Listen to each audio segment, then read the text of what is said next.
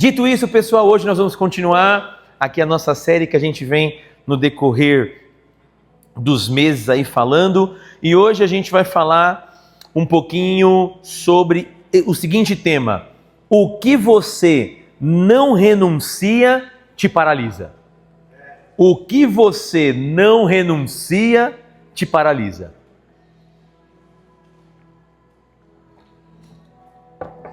E nós vamos usar como base para a nossa reflexão o livro de Gênesis, capítulo de número 19, versículo 12, leremos até o versículo de número 26. O título é: o que você não renuncia te paralisa. Por quê? Aquilo que você não renuncia, ou seja, aquilo que você não abre mão, tem o poder de te paralisar. Aquilo que você se apega tanto, e às vezes Deus já falou para você soltar, mas você continua porque pegou um apego, seja ele emocional, seja ele físico. E esse apego que você tem te impossibilita de avançar para coisas novas, de viver o novo de Deus. Então a falta de renúncia, a falta de desapego nos paralisa e nos impossibilita de viver o que Deus já tem preparado para a gente. Então a gente vai fazer a exposição de uma história bíblica hoje, que eu acredito que seja muito pertinente para esse momento que nós estamos vivendo, que se encontra em Gênesis capítulo 19, versículo 12 a 26. Quem encontrou, diga glórias a Deus. Glória a Deus. Aqueles que não, misericórdia, Senhor, eu espero um pouquinho mais. Todo mundo tem Bíblia física? Cadê a Bíblia física dos irmãos? Levanta aí a mão. Glória a Deus, aos crentes. Não usa sua Bíblia no celular não, tá bom, irmãozinhos? Pega a Bíblia física. Quem não tem Bíblia, fala assim: pastor, eu não tenho Bíblia nem em casa. Quem não tiver Bíblia vai ganhar a Bíblia hoje. Tem alguém que não tem Bíblia nem em casa? Você tem Bíblia? Não tem? Então você vai ganhar a Bíblia agora. Dá a Bíblia aqui para o Vitão, para a glória de Deus. Quem não tem também? Letícia não tem Bíblia? Então vai ganhar agora também. Ó, uma acho que... qual que é a... Tem mais de mulher e... Qual que é de mulher? Tá correto? Então essa aqui é para o Vitão de homem. Já manda aí, ó, Vitão, Bíblia bonita para vocês. Letícia recebe com muito carinho. Recebe com muito carinho também, Vitão, para um presente para a igreja, para vocês, para a glória de Jesus. Que esse livro possa ser sempre o norteador da vida de vocês, viu? Então, Gênesis capítulo 19, primeiro livro da Bíblia, versículo de número 12 a 26, diz assim o texto da palavra de Deus. 2 homens perguntaram a Ló: você tem mais alguém na cidade? Genros, filhos ou filhas, ou qualquer outro parente? Tire-os daqui, porque estamos para destruir este lugar.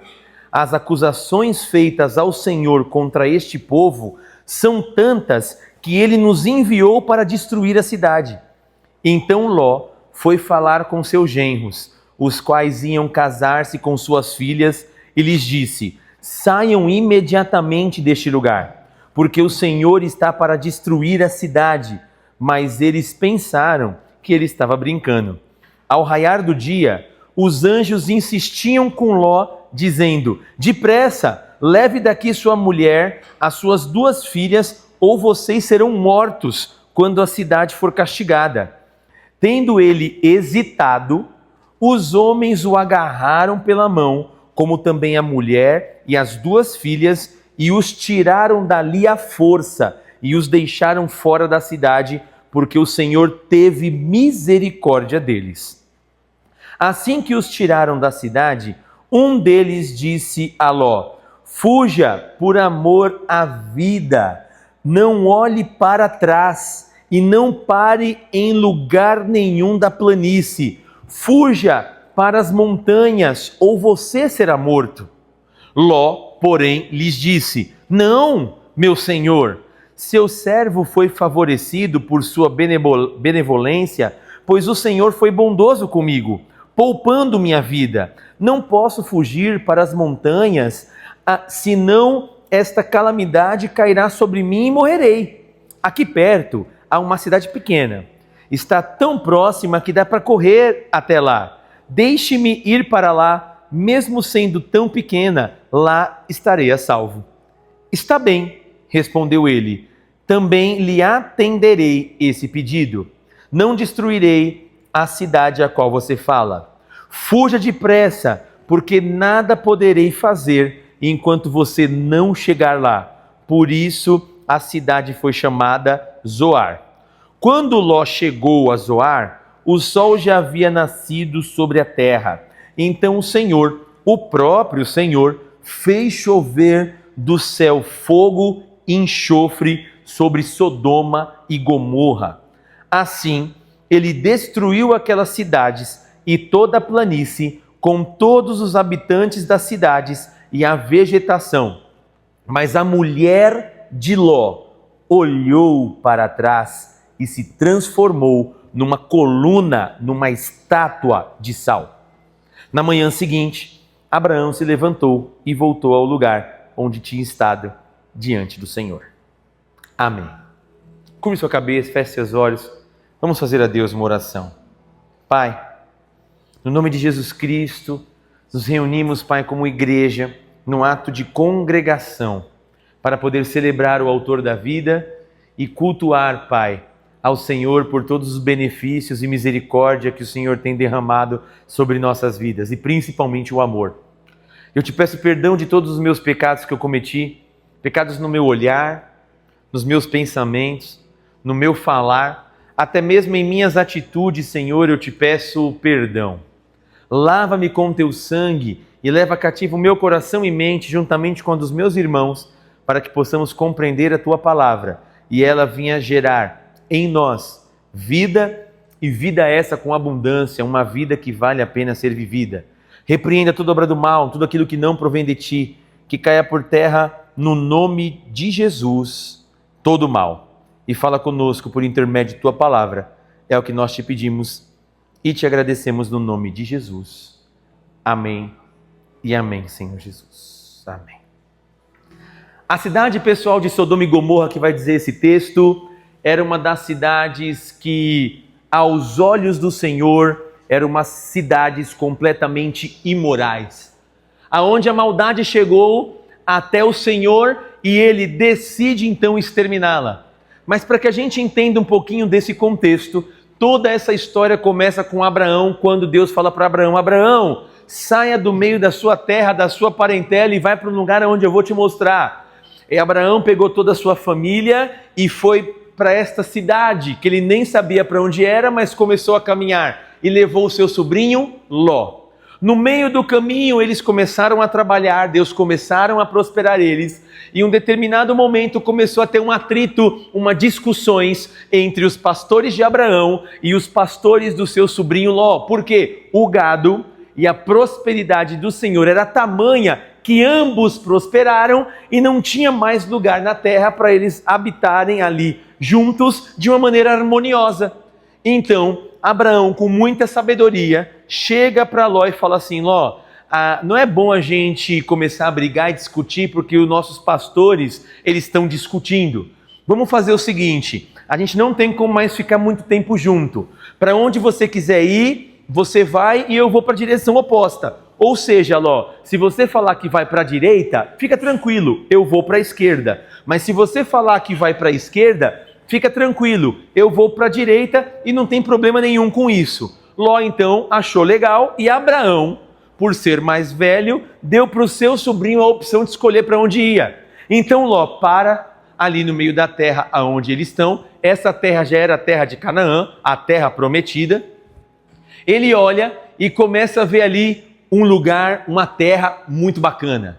Essa terra aonde tudo que plantava ali era uma terra completamente fértil, uma terra boa, uma terra muito próspera. Que terra era essa? Sodoma e Gomorra. Uma terra que aparentemente era extremamente próspera, uma terra que qualquer um em seu estado são de consciência queria ir, porque ali é a terra das oportunidades. Ali é a terra que eu posso ir, além de criar a minha família, eu posso desenvolver os meus empreendimentos. Nesta terra eu vou poder fazer projetos, nessa terra eu vou poder viver, nessa terra, como é muito fértil e próspera, eu vou poder prosperar, ver meus filhos prosperarem e vou poder crescer aqui.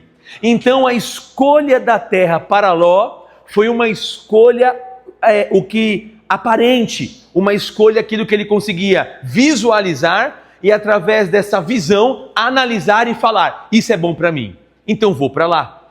Ele foi para esta cidade, só que a cidade de Sodoma e Gomorra foi caracterizada na palavra de Deus como uma cidade completamente imoral, embora fosse completamente próspera. Olha o que diz em Gênesis, capítulo 13, versículo de número 10.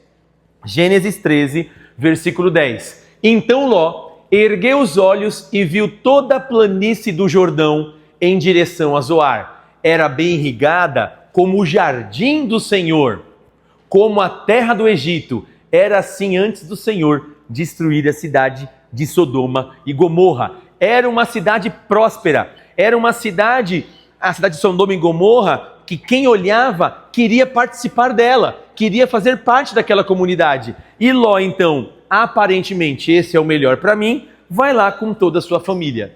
Só que a imoralidade daquela cidade vai subindo, vai subindo, vai subindo, e o pessoal começa a reclamar daquela cidade. As pessoas começam a reclamar como? Não só falar daquela cidade, mas começam também a orar a Deus a respeito daquela cidade. Senhor, não aguentamos aquela maldade.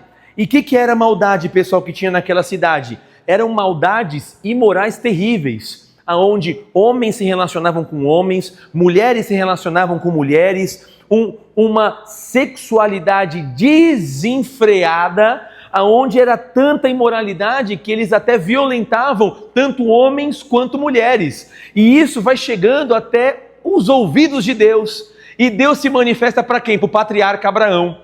E fala assim: puxa, eu vou destruir essa terra de Sodoma e Gomorra, porque a imoralidade e a depravação dessa terra chegou até mim, que eu preciso destruir, não tem como mais. Aí Deus fala: mas espera aí, eu preciso avisar para o Abraão, o meu servo.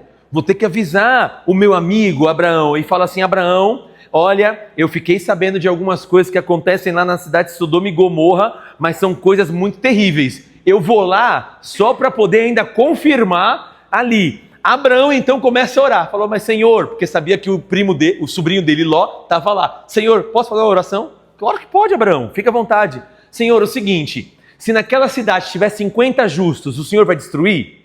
Olha, Abraão, porque você está orando. Se tiver 50 justos, eu não destruo. Aí Abraão continua: não se acenda a sua ira sobre mim, Senhor. Se tiver 45 justos, o Senhor destrói? Não, se tiver 45, não destruo. Senhor, não se acenda mais a sua ira. Se tiver só 30, o Senhor vai destruir? Não, Abraão, não vou destruir. Senhor, eu sei que eu já pedi bastante, mas não se ire contra mim. Se tiver 20 justos. Não, Abraão, se tiver 20 justos, eu não destruo. Crente gosta de fazer essas orações, né? Sempre, nunca está satisfeito, né? Nunca está satisfeito. Pergunte para a pessoa que está do céu: se a ora a Deus fica satisfeito, sempre fica pedindo algo mais. Olha só, aí ele pega e fala: Senhor, não se ire contra mim, porque eu sei que eu já fui muito audacioso em querer mudar a sua vontade. Mas então faz o seguinte: se tiver 10 justos, o Senhor vai destruir? Deus fala para Abraão: se tiver 10 justos na cidade de Sodoma e Gomorra, eu não destruo. Você viu que Deus destruiu? Não tinha 10 justos, pessoal. Não tinha 10 justos. A galera lá era terrível. Imagine um povo terrível. Sodoma e Gomorra. Terrível um povo. E às vezes a gente acha que pessoas são terríveis, no trabalho é terrível, na igreja é terrível, familiar é terrível. Não, cidade de Sodoma e Gomorra era terrível. Não tinha ninguém que era bom. Não tinha ninguém que era bom. E Deus falou assim: vou destruir. O que Deus faz? Manda 2 anjos, que eram os anjos do Senhor. E os anjos do Senhor estão chegando na cidade de Sodoma e Gomorra. Quem está na porta da cidade? Ló. Porque naquela época, quando se sentavam na porta da cidade, se sentavam os anciões e as pessoas que tinham bom carisma perante a sociedade e principalmente tinham autoridade. Então eles sentavam ali na porta da cidade para fazer negócios, para deliberarem sobre alguns assuntos que estavam acontecendo no meio da cidade. E quando Ló fazia parte disso, dessa sociedade, dessa elite da sociedade. Só quando Ló vê esses 2 homens chegando, a Bíblia fala homens chegando, mas eram anjos do Senhor, Ló se levanta e fala: por favor, venham na minha casa, se hospedem lá. Os anjos, não precisa não, a gente vai ficar dormindo aqui na praça mesmo. Não, faço questão. Insistiu, os anjos foram. Por quê? Lá, naquela época, principalmente, a hospitalidade no Oriente, no Sagrado Oriente, era normal você ser muito hospitaleiro com quem chegava, com os forasteiros, as pessoas que não eram daquela terra. Então ele pegou aqueles homens e falou, não, faço questão. Levou para lá, preparou um bolo de fubá, passou um cafezinho gostoso, depois preparou um chai para eles tomarem ali com gengibre, preparou uma bolacha, um biscoito, igual o café da manhã que nós temos aqui todas as manhãs, preparou ali e serviu. E estava conversando, Ló, juntamente com as suas filhas, seus genros estavam lá do outro lado, na casa deles, porque iam se casar com as suas filhas. Então Ló estava vivendo tranquilo ali. Ló temia o Senhor, junto com a sua mulher, junto com as suas duas filhas. Estou vivendo bem, vivo numa sociedade próspera, embora depravada, embora imoral, mas eu vivo bem. Daqui a pouco eles estão batendo um papo. O que acontece, pessoal? Batem na porta de Ló. Eita, uma hora dessa, à noite batendo na porta, deixa eu ver quem é. Ló pega e abre a porta. Quando abre a porta, tem a cidade inteira, os homens da cidade inteira na porta de Ló. Daí ele fala, oi, tudo bom com vocês, pessoal? Boa noite, precisam de alguma coisa? Sim, a gente quer que você pegue esses 2 homens que entraram aí na sua casa e que vocês coloquem eles aqui para fora porque nós queremos ter relações sexuais com eles. Aí Ló fica desesperado, fecha a porta, tá na Bíblia isso, viu pessoal? Estou escandalizado, tá na Bíblia, Gênesis 19. Fechou a porta, não façam isso, vocês querem ter, não façam isso. Eu tenho 2 filhas aqui, elas são virgens, então você pode pegar e vocês podem fazer o que vocês quiserem com ela. Nós não queremos elas, nós queremos os 2 homens que estão lá. Então imagina a depravação de Sodoma e Gomorra. Aí ele falou, não faz isso, eles estão debaixo do meu teto, eu estou sendo hospitaleiro com eles, não posso ter isso. Eles empurraram Ló e foram já abrindo a porta. Quando abriu a porta, esqueceram que aqueles 2 homens não eram homens normais, eram anjos do Senhor. Era um deles ali, a personificação era o próprio Deus. Então quando eles entram, o que acontece com aquela galera? Ficou cego. Entrou, ficou cego, não enxerga mais nada. Você cego, você não consegue mais subjugar ninguém. Ficaram cegos, os anjos pegou e falou assim, Abraão, chegou a hora. Agora chegou o juízo, aquilo que a gente veio ver é verdade. A cidade é depravada, a cidade é imoral, a cidade é corrupta. Vamos destruir esta cidade. Chama, avisa a tua família, teu genro, tua esposa, todo mundo, que a gente vai destruir. Não, pera aí então que eu vou chamar os meus genros que estão na casa do lado. Ele correu, falou, pessoal, se veste, vamos sair daqui agora. Deixa tudo para trás. O que tem que deixar? Para, sogro. Para com isso, é brincar. Tá brincando, né? Vamos embora, porque Deus vai destruir. Ló, a Bíblia diz que nós acabamos de ler, começou a hesitar. Vou ter que deixar tudo mesmo, vou ter que deixar o bem bom, vou ter que deixar a minha vida, vou ter que deixar os meus recursos, vou ter que deixar tudo isso que eu conquistei. E detalhe, para ele era ainda mais difícil, pessoal, porque no mundo antigo, abandonar cidade e bens era perder segurança, perder status, perder confiança no meio da sociedade. Como que eu vou me reerguer deixando tudo para trás? Então, a Bíblia diz que Ló, ele hesitou em tomar essa decisão de sair. Ele hesitou de tomar essa decisão de renunciar, mas quando ele ainda estava hesitando, falando com as suas famílias, o anjo falou assim, não dá mais, o tempo acabou. Imagina, eu estava lendo esse texto, o anjo de Deus, olha o que a Bíblia diz, que pegou Ló, pegou a mulher de Ló, pegou as 2 filhas e arrastaram a força para fora da cidade, tipo assim, filho, se eu não fazer isso, você morre. Imagine a força do anjo. Imagine a força do anjo fazendo isso. Não quero ir, vem aqui. E só transportou para o outro lado, o próprio Deus colocou do lado de fora e fala, vai lá para as montanhas agora. Vai para as montanhas e detalhe, não olhe para trás, não pare em lugar nenhum e só vai para as montanhas, nas planícies, que era o lugar onde Deus queria que eles fossem. Ló para nesse momento e fala, peraí, tem uma cidade que é um pouquinho menor, bacana, uma cidade legal, a gente não precisa ir lá para o meio da montanha, lá para o meio da floresta, a gente pode ir para essa cidade. o Senhor vê aquela petição de Ló e fala: tá bom, eu vou permitir que você vá entrando para aquela cidade chamada Zoar. Só que não olhe para trás. Vá lá, corra, não olhe para trás. Em nenhum momento. Porque a gente vai destruir a cidade. Nesse momento que ele está andando com a sua família, sua esposa e suas 2 filhas e o seu genro, quando ele está indo na sentido da direção da cidade de Zoar, o Senhor começa a derramar do céu uma chuva de fogo e enxofre e começa a destruir toda a cidade.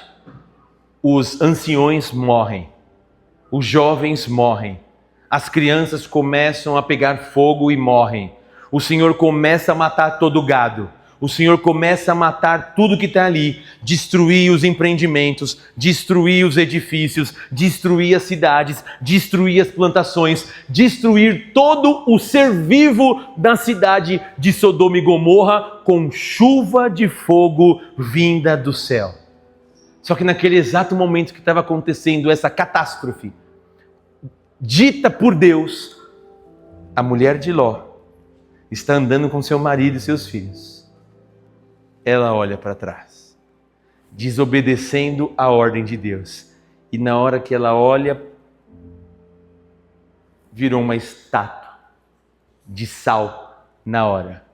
Ló perde sua esposa, porque desobedeceu a ordenança de Deus.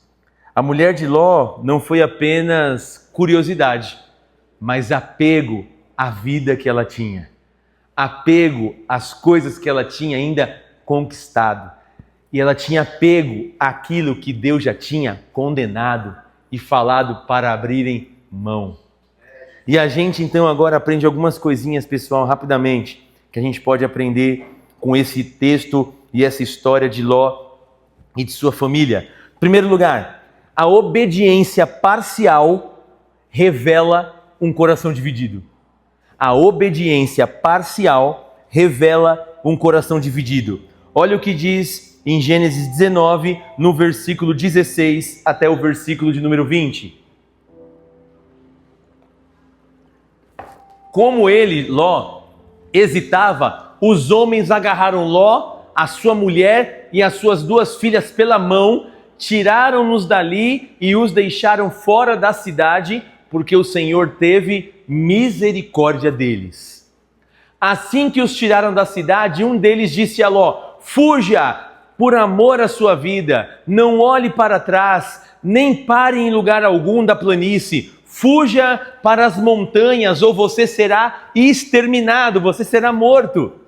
Ló, porém, lhes disse: não, meu senhor, o seu servo teve o seu favor e a sua lealdade comigo foi grande ao poupar a minha vida, mas não consigo fugir para as montanhas sem que a destruição me alcance e eu morra. Aqui perto há uma cidade pequena, está tão próxima que dá para correr até lá. Deixe-me ir para lá, é pequena e nela eu estarei a salvo. O outro versículo, de número 21... Está bem, respondeu ele, também atenderei a esse pedido, não destruirei a cidade da qual você fala. Obediência parcial revela, pessoal, um coração dividido. Quando Deus dá uma ordenança direta para Ló: fuja, saia daí, não olhe para trás, para onde que eu tenho que ir? Eu tenho que ir lá para a montanha. Ló fala: tá bom, eu quero sair, eu quero ir, mas eu quero te dar algumas condições. Eu quero ir não para a montanha, eu até saio daqui, mas a condição, Senhor, nesse momento, eu te peço que o Senhor permita que eu vá para aquela outra cidade e não para a montanha. Ló, então, começa a querer negociar com Deus. A gente pode notar que ele não nega totalmente a ordem, mas ele quer negociar, suavizar, numa busca de uma rota alternativa. E isso é obediência parcial. O Senhor manda eu fazer isso, mas eu não quero fazer porque vai me custar algo, eu vou ter que renunciar a algumas coisas que eu ainda tenho apego e gosto, mesmo que Deus já condenou ou falou, abandona, deixa, mas não é bem assim, eu vou tentar fazer dessa forma para amenizar, e a gente fica tentando buscar alternativas em Deus para amenizar isso, uma coisa que Deus já ordenou e falou, larga de mão, não tem como amenizar. Eu já falei, mas Ló falou, em vez de, tá bom, tô saindo, vou para as montanhas, não, eu quero barganhar com Deus. Deus, eu quero sair, mas pode me mandar para lá, pode fazer isso, para não ter muito impacto aqui. Nós queremos ter a gestão das promessas de Deus para a nossa vida. E muitas vezes, pessoal, quando a gente quer ter essa gestão igual Ló, a gente hesita em tomar algumas decisões porque a gente tem medo de perder. A gente tem medo de abrir mão de certas coisas que Deus quer que a gente abra mão para poder viver aquilo que Ele tem para a nossa vida. Só que isso é obediência parcial. O que é obediência parcial? Eu obedeço até a medida que me convém obedecer. Isso me convém, porque eu gosto, isso eu consigo. Esse outro eu tenho que renunciar a muita coisa. Guarde isso. Obediência parcial é desobediência total. Obediência parcial é desobediência total. Ou eu obedeço a Deus, falo com o Senhor, obedeço diretamente a sua ordem, ou se eu fizer parcialmente a vontade de Deus, eu ainda estou em desobediência.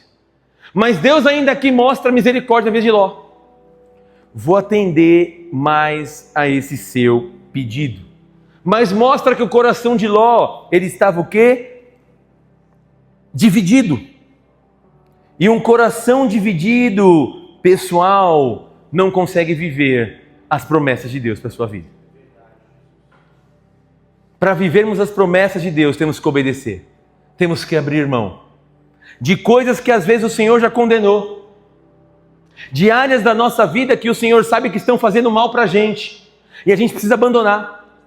De relações que a gente às vezes precisa deixar ir para receber novas relações da parte de Deus, para que a gente possa viver o novo de Deus.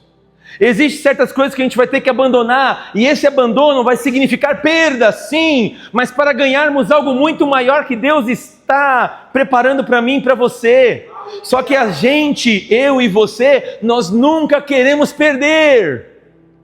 A gente sempre quer andar bem e falar que está tudo bem e não queremos perder nada. Não existe, pessoal, andar só vitória, vitória, vitória, vitória. Se você conhece alguém que fala minha vida é só vitória, vitória, vitória, vitória, pode falar para ela mentira, mentira, mentira, mentira. Não existe. O Evangelho de Cristo Jesus nos capacita até mesmo para perder com dignidade. Eu perco de cabeça erguida. Eu faço as coisas, mas de cabeça erguida, não corrompi o meu caráter e eu perdi, tá ok. Por isso que o apóstolo Paulo abarca essa ideia no Novo Testamento. Olha, eu estou completando a minha carreira e o atleta quer chegar no final, receber a sua coroa, falando das Olimpíadas, que eu vou colocar uma coroa para todos aqueles que ganham. Olha o que o apóstolo Paulo fala, de uma maneira legítima. O importante, o apóstolo Paulo vem falando, não é se eu ganho, é o processo que eu tive para ganhar. Porque se eu não ganhei nas Olimpíadas, o apóstolo Paulo trabalha essa ideia, se eu não ganhei nas Olimpíadas, eu competi de uma maneira legítima, mesmo tendo ganhado, a coroa será tirada de mim. Porque você não foi legítimo naquilo que você fez. Você trapaceou no meio do caminho. Então, mais importante do que o resultado obtido, é a forma a qual eu obtive o resultado. É a forma que eu cheguei lá. Eu cheguei lá íntegro, cheguei lá reto, ou cheguei lá tendo que abrir mão de meus valores, tendo que abrir mão de coisas. Mas eu cheguei. Por isso que o apóstolo Paulo fala, combati o bom combate da fé, completei a carreira, a trajetória olímpica eu completei, e acima de tudo eu guardei a fé. eu fui fiel àquilo que Deus colocou na minha mão. Eu não me corrompi no meio do caminho. Eu não me corrompi no meio do processo. Agora, eu posso receber a coroa. Só que não é a coroa daqui corruptível, uma coroa de glória, que está reservada não somente a mim, mas para todos aqueles que amam a vinda do Senhor. Mais importante, pessoal, do resultado que a gente tem é como a gente chega lá. E Ló falou, não, eu quero chegar, mas eu quero ter barganhas no meio. Eu quero algo que eu consiga, a gente não está capacitado para perder. Aí sabe o que a gente faz? A gente faz uma obediência parcial, achando que é obediência. Mas no texto de 1 Samuel, capítulo 15, versículo 22 e 23, olha o que diz o texto. Samuel, porém, respondeu, acaso tem o Senhor tanto prazer em holocaustos e em sacrifícios, quanto a que se obedeça a sua palavra? A obediência é melhor do que o sacrifício, e a submissão é melhor que a gordura de carneiros. Pois a rebeldia é como pecado de adivinhação, feitiçaria, a arrogância como mal de idolatria. Como você rejeitou a palavra do Senhor, assim ele o rejeitou como rei. O que acontece aqui? Deus deu uma ordem para ele. Olha, Saul, você vai ter que sacrificar, vai me esperar. E depois que você sacrificar, você se levantar contra eles para lutar contra os inimigos. Você vai matar todo mundo. Você vai destruir tudo. Saul vai, luta, poupa o rei, poupa o ouro e as coisas, não destrói. E quando Deus fala para ele, você me desobedeceu, não te desobedeci, eu destruí tudo, mas o rei, que é o monarca, está aqui, estou levando como prisioneiro, mas você não destruiu, não, você tinha que destruir o ouro, mas era muita grana, era muito dinheiro, tinha muito ouro aqui, eu obedeci, eu ganhei a guerra. Deus falou, não, você desobedeceu, porque a ordem era para matar, a ordem era para destruir o ouro, mas você quis negociar, essa sua obediência parcial fez o quê? Mostrou um coração dividido. E agora, por que você fez isso? Olha o que diz o texto, o Senhor ele se agrada com sacrifício ou com obediência? É melhor obedecer do que sacrificar. Olha o que ele fala. Porém respondeu Samuel para o rei Saul, acaso tem o Senhor tanto prazer em holocaustos ou em sacrifícios, quanto ao que obedeça a sua palavra? Obediência é melhor do que sacrifício, e a submissão é melhor do que a gordura de carneiros. Saul, você não entendeu nada, filho. Deus não está impressionado com o seu sacrifício, mas Deus quer ver se você obedece a palavra dele. Deus não se surpreende com o meu tipo de jejum, seu tipo de jejum. Se você está jejuando 21 dias, está orando 21 dias, não que isso não seja relevante, mas Deus quer saber, independente se você ora, jejua, busca, lê a Bíblia, você me obedece? Você faz o que eu mando? Porque não adianta nada você ler e não obedecer. Porque a obediência ao Senhor envolve submissão. E a submissão, sabe o que envolve, pessoal? Renúncia. Eu sou obrigado a abrir mão. Mas Saul não quis abrir mão. E por que ele não quis abrir mão? Porque ele quis poupar. Isso daqui é muito bom. Isso é muito bom. Vou abrir mão disso? Só que essa sua desobediência, ou melhor, obediência parcial, que virou uma desobediência, fez você perder o reinado. Deus tirou agora o reinado de você. Como você rejeitou a palavra de Deus e não a obedeceu, fica tranquilo. Agora sabe quem está rejeitando você? O próprio Deus. Samuel intercede por mim? Não, já foi. Deus já preparou um homem segundo o seu coração, que não é perfeito, que é Davi, mas reconhece seus erros. Guarde isso. Perfeitos para Deus e o homem segundo o coração de Deus não é aquele que não tem defeitos, mas é aquele que não se entrega à sua imperfeição sem uma boa luta. Não se entrega à sua imperfeição sem lutar. Deus, eu preciso ser transformado.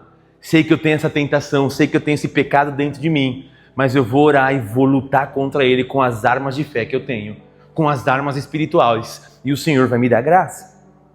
Obediência parcial é desobediência.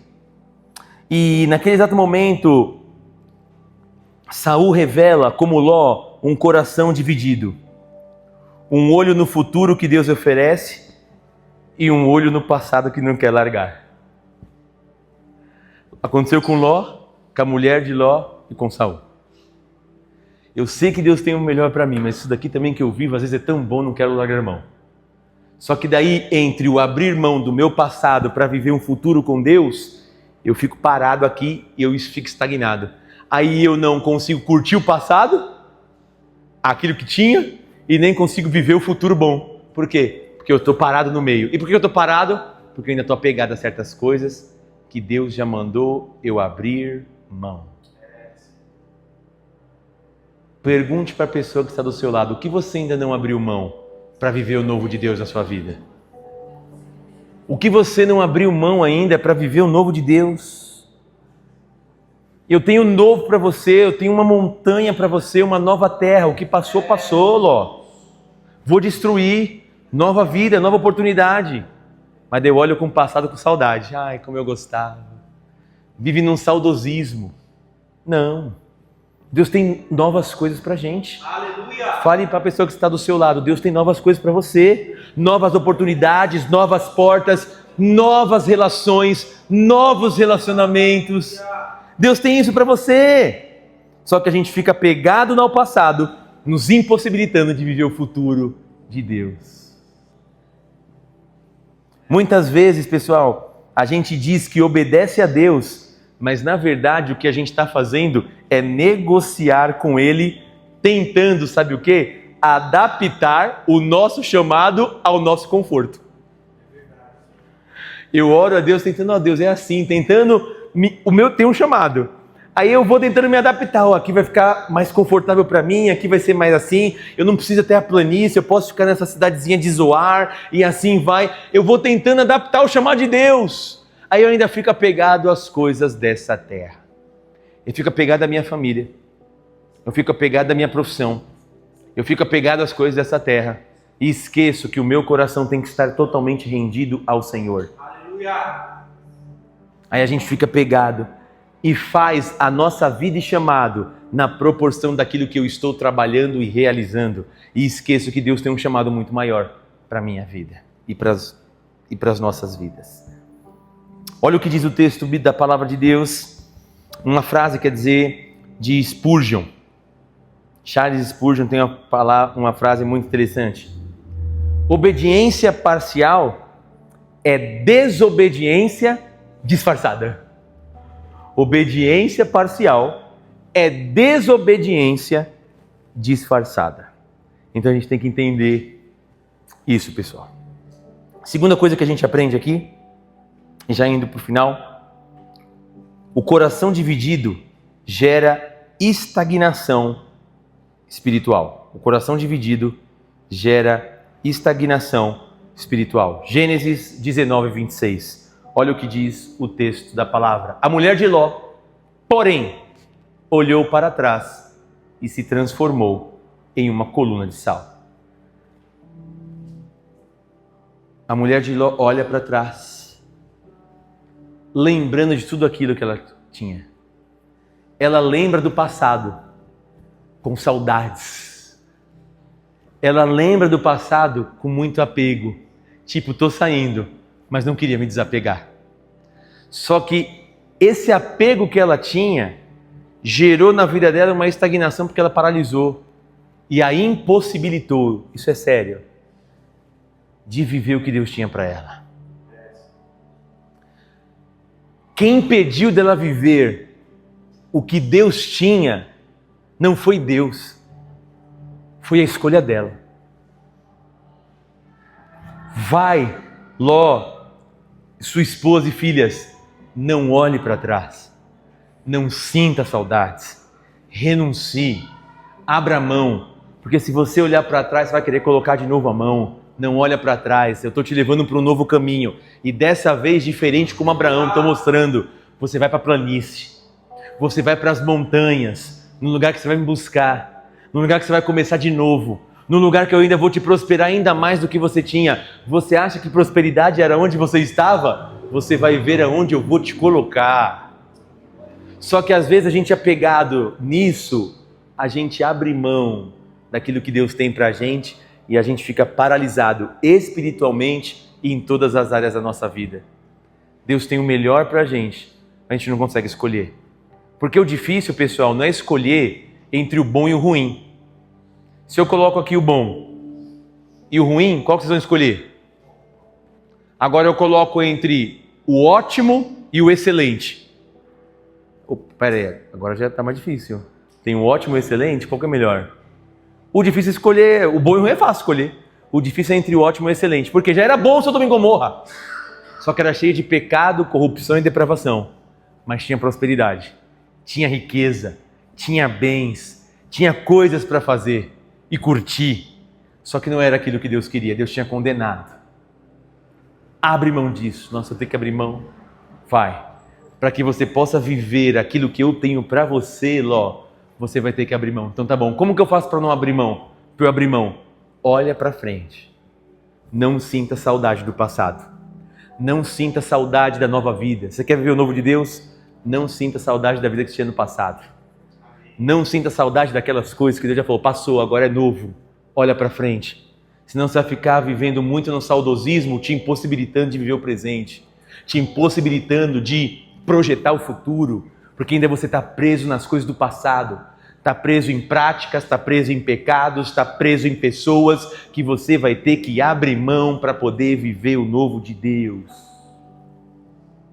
Fale para a pessoa que está do seu lado, abra mão para poder viver o novo de Deus na sua vida. Abra mão. Porque o coração dividido nos deixa presos. Olha o que diz Tiago, capítulo 1, versículo 8. Tiago 1, verso 8. Uma vez que tem mente dividida, é instável em tudo o que faz.